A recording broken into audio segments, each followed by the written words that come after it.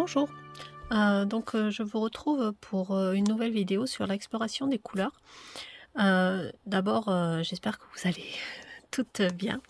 Je m'excuse parce que j'ai vraiment pas eu le temps de le faire avant.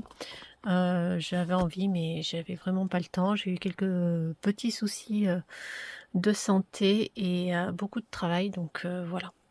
Ça a été un peu quand j'ai eu une période encore compliquée, j'accumule en ce moment, enfin en ce moment, depuis quelques années on va dire, j'accumule un petit peu.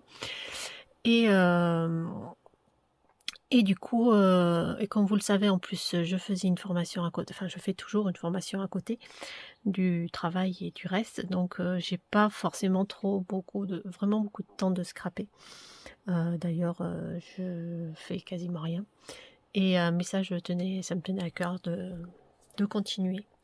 Je vous avoue que je ne savais pas trop comment faire et puis je m'y suis mise. Voilà. Il y aura une autre vidéo pour terminer, mais là pour l'instant, je vais vous montrer ce que j'ai fait. De toute façon, je vous ai fait un tout petit tuto derrière pour vous expliquer comment j'ai procédé. Voilà. Là, je me suis fait des nouveaux nuanciers de couleurs que j'ai trouvé sur le net. Et les anciens, donc j'ai tout mis dans la petite pochette qui est là. Du coup, j'ai commencé avec les roux chromatiques que vous avez déjà vu dans les vidéos précédentes.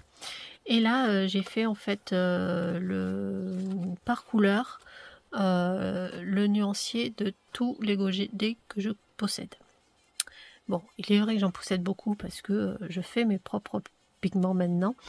Et j'ai fait mes propres aquarelles à partir de pigments que j'avais achetés. Voilà, donc c'est pour ça que j'en ai beaucoup. Mais voilà, moi j'ai fait vraiment tous les godets que j'ai. D'ailleurs, je vous reparlerai parce que justement, je fais mes propres pigments. Donc je vais vous montrer par exemple. Là, ça c'est de la cochenille pure que j'ai broyée. Et ensuite, j'ai fait les pigments. Alors le pigment qui est ici, je ne sais pas si vous allez le voir, bien sûr. Je vais faire comme ça. Voilà, ça c'est du pigment que j'ai obtenu à partir de ceci. Et j'ai fait pas mal d'expérimentations. Alors j'ai acheté de la cochenille pour faire justement, pour essayer du bois de Campeche. Je vous montrerai les couleurs que ça donne parce que le bois de Campeche c'est ça c'est normalement c'est ce qu'on utilise en teinture traditionnelle, tout ce qui est naturel en fait, plantes naturelles pour teinter le linge. Et on peut aussi en faire des pigments. Donc le bois de Campeche, vous voyez, qui est assez orangé, donne en fait du violet. La cochenille, alors moi j'ai pas réussi, alors je voulais du rouge, j'ai obtenu ce rose, donc il faut encore que j'y travaille pour obtenir un joli rouge. Ce rouge carmin que je veux absolument. La racine de Garance, qui donne un rouge aussi Garance, voilà. Qui donne un rouge beaucoup plus rouge quand on n'utilise que l'encre, la teinture. Du coup, je vais me faire des encres et les encres seront plus... Enfin, je vous montrerai, je vais tester à faire des encres justement et les couleurs ne seront pas les mêmes que quand on fait les pigments. Du bois jaune. Donc le bois jaune qui donne une teinte, d'ailleurs, je vais vous le montrer directement. Voilà, une teinte un peu or. Vous voyez, ça revient au sennelier, là, le or de qui donne. Voilà, ça c'est le bois jaune. Et le bois jaune qui est utilisé pour faire du jaune. Et la gouache qui donne un jaune très vif, qui est ici. Voilà.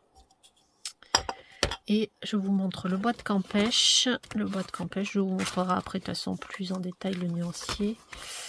Le bois de Campeche qui donne alors en pigment, ça donne un violet un peu noir.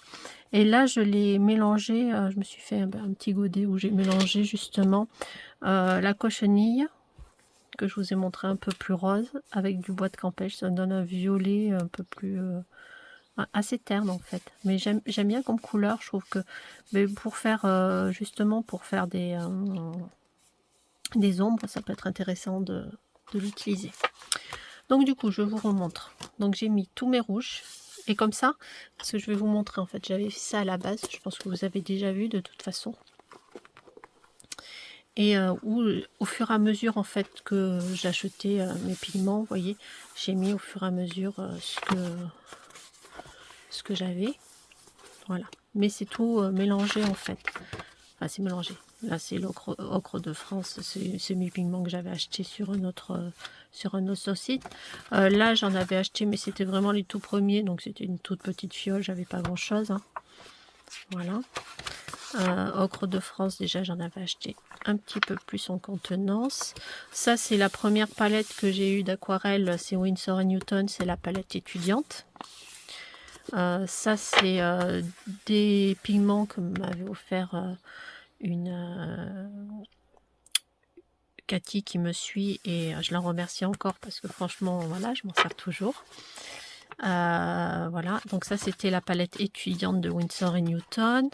Bon, après j'ai des curuquettes. Les curuquettes, je les ai pas mises dans ce nuancier là parce qu'elles sont plus... je les aime beaucoup, mais elles sont plus opaques et elles sont plus...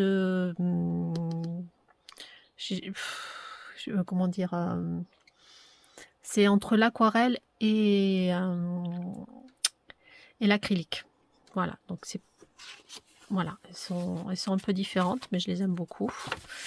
Bon, après là, j'avais fait des nuanciers, justement, c'est ce genre de choses que je vais faire ensuite dans mon autre nuancier.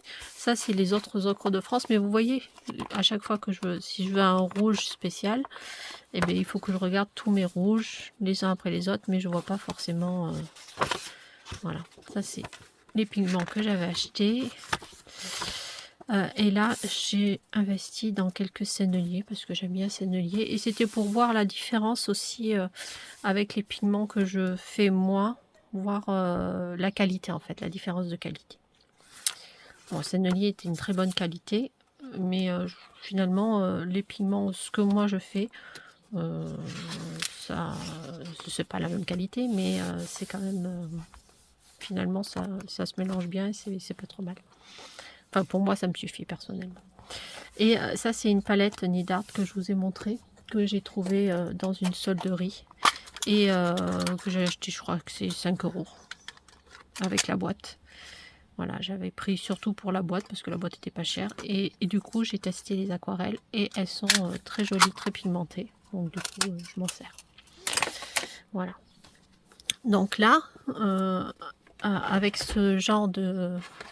En fait, c'est deux façons différentes de garder ces aquarelles, de faire des nuanciers. Donc là, c'est vraiment par marque. Et là, c'est par couleur, en fait. Donc là, du coup, j'ai la place, si des fois je rachète, de mettre d'autres couleurs. Et quand je vais chercher, par exemple, là, avec ce nuancier-là, je veux cette couleur-là. Donc je vais regarder ce qui se rapproche le plus et ce qui va le plus me plaire. Du coup, j'ai toutes mes couleurs, j'ai mis toutes mes références. Et c'est plus facile à retrouver, en fait. Vous voyez, par exemple, ce saumon là, je peux l'avoir, je pense, avec cette tête là qui est pas mal. Voilà. Et en fait, les deux, je peux avoir les deux avec cette teinte là qui est du Nid Art, le vermillon de Nid Art. Voilà, ça c'est un exemple. Dans les rouges, là, watermelon, enfin ça c'est le karma qui est pas mal, ou le rouge porto aussi. Voilà, donc du coup c'est plus facile à retrouver les couleurs que je veux. Donc après j'ai fait les jaunes et j'ai fait toutes mes couleurs, en fait, tout ce que j'avais, les bleus. Et en plus, comme c'est un papier qui est un peu granuleux, je voulais vous montrer. Alors c'est la mode, hein. Et on voit qu'il y a quelques couleurs qui peuvent arriver à granuler si on veut. Voilà, vous voyez celle-ci par exemple, elle fait un peu de granulation. Celle-ci est beaucoup plus lisse. Voilà. Celle-ci aurait tendance à granuler un petit peu. voyez, le rose sennelier aurait peut-être tendance à granuler un petit peu. Voilà. Bon, dans les jaunes, c'est un peu plus compliqué à voir. Là, je vais pas avoir. Les bleus, vous voyez, celle-ci. Je sais pas si vous arrivez à voir la caméra. Voilà, il y en a, on peut voir qu'il y en a certaines, celle-ci est plus lisse. Elle granule pas. Celle-ci aurait tendance à granuler un petit peu, celle-ci beaucoup. Celle-là de sennelier, elle granule aussi. Donc voilà. Après, bon, en orange, j'en ai pas beaucoup, mais c'est là où, justement où je viendrai, je pense, sur une autre page, faire mes mélanges pour voir quel style de orange je peux avoir, justement, avec en mélangeant différents rouges et différents jaunes. Bon, bien sûr, je vais pas faire toute ma palette parce que sinon j'en ai pour longtemps.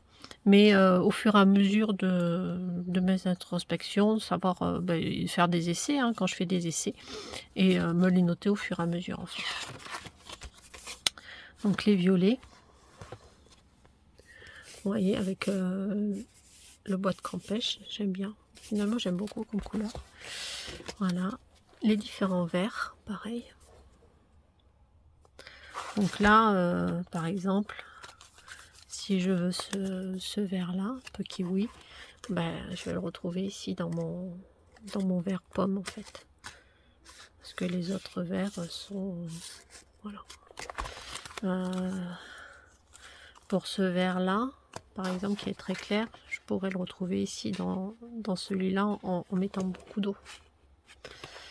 Ou celui-ci aussi.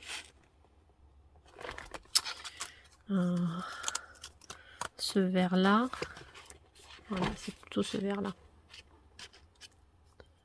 Ces deux se ressemblent, mais vous voyez. Qu'est-ce qu'on a d'autre? Là, ce vert jade. Alors, ce vert jade, je pense que peut-être celui-là que j'adore, celui-là je trouve super beau, mais peut-être en le mélangeant avec un autre vert pour, voyez, en mélangeant ces deux verts, peut-être que j'obtiendrai cette couleur-là. Voilà. Bon, après, il y a encore des mélanges à faire. Les gris.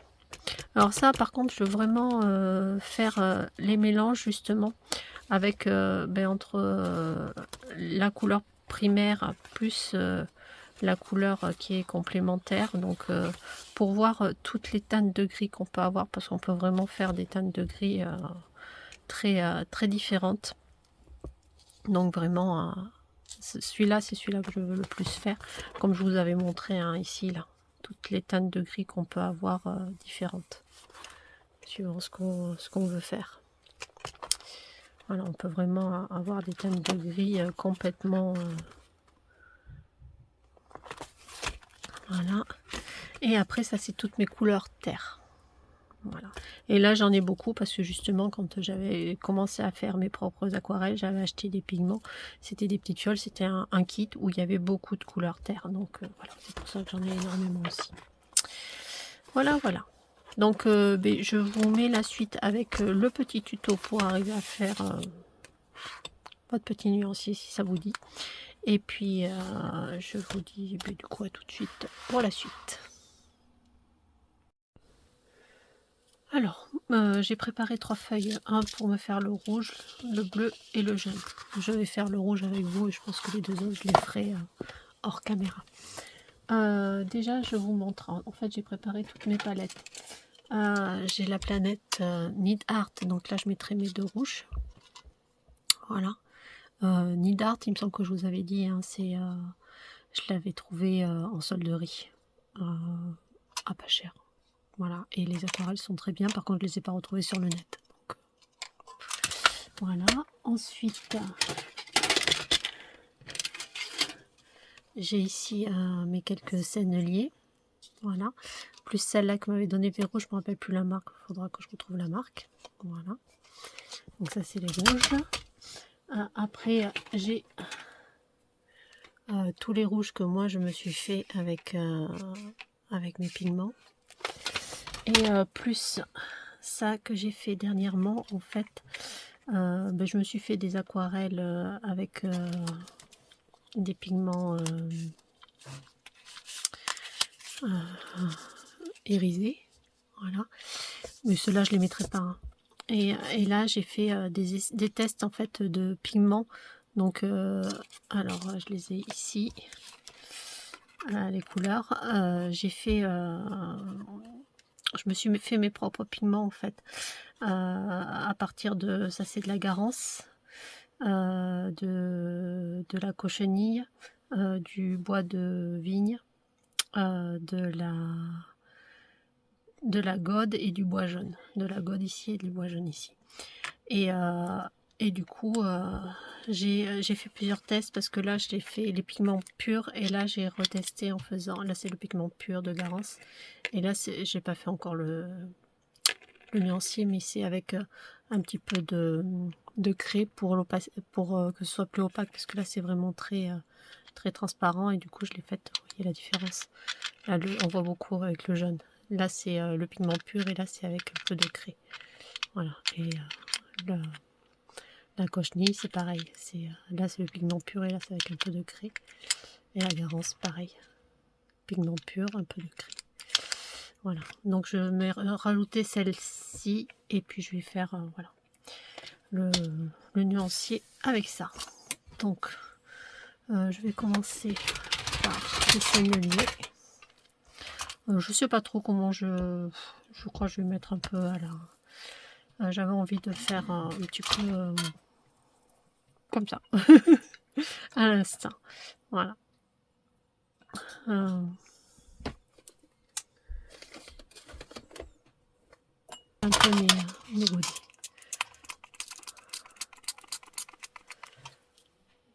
Faudrait que je rajoute de l'eau. Voilà.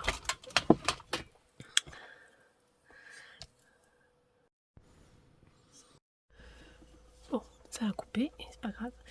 Alors, du coup, j'en étais là. Ça c'est fait. Tarte.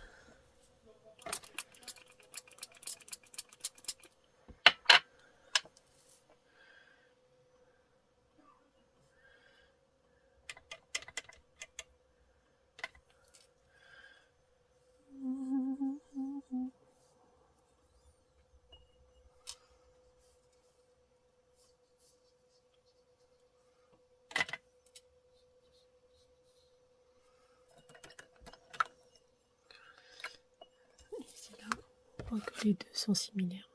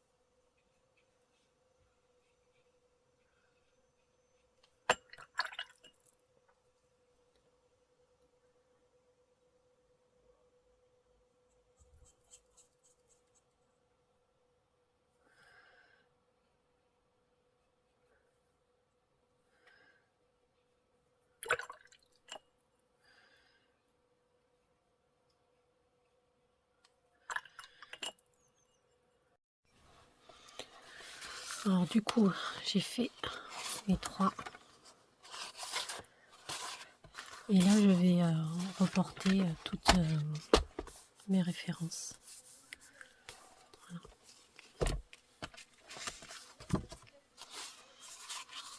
Donc je sais pas encore trop comment, mais je vais faire ça.